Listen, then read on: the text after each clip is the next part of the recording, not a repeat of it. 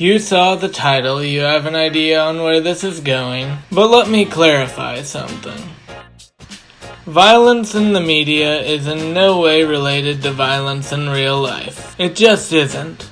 Every study in the world backs me up there. You might say, but you just did a whole video on James Bond enabling a dangerous culture. To that I say, you're right, but in that video I was referring more to damage in a social way than a dangerous way. Cool? Anyway, we're not talking about that today. We're talking about how graphic content takes us into a cinematic reality and effectively creates empathy for our very troubled protagonist. This is A Clockwork Orange, the epitome of cinematic violence. First off, let me clarify. It's first important to define what cinematic violence is.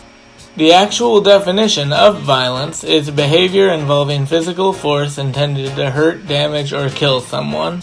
However, cinematic gives the definition a different meaning.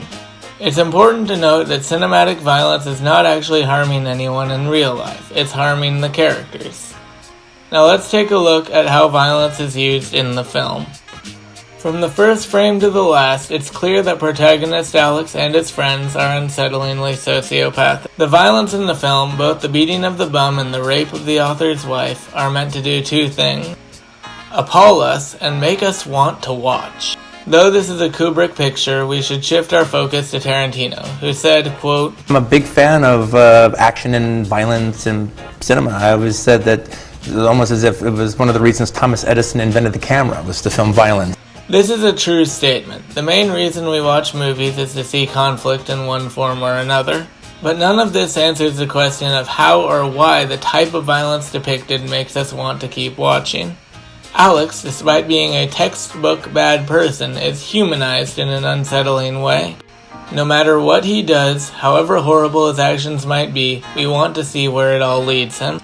More importantly, we want him to get his just desserts.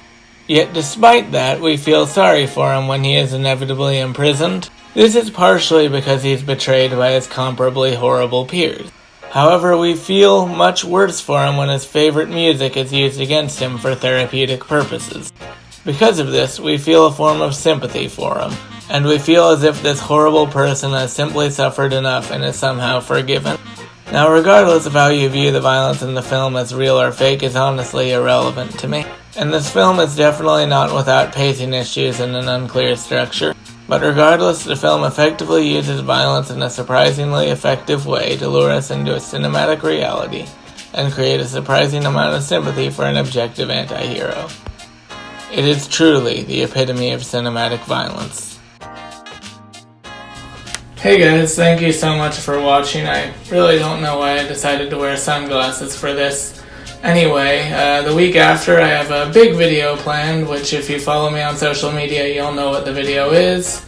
Anyway, feel free to pledge to my Patreon or follow me on any of the social media links. And I will see you next week with a brand new video, definitely. Enjoy.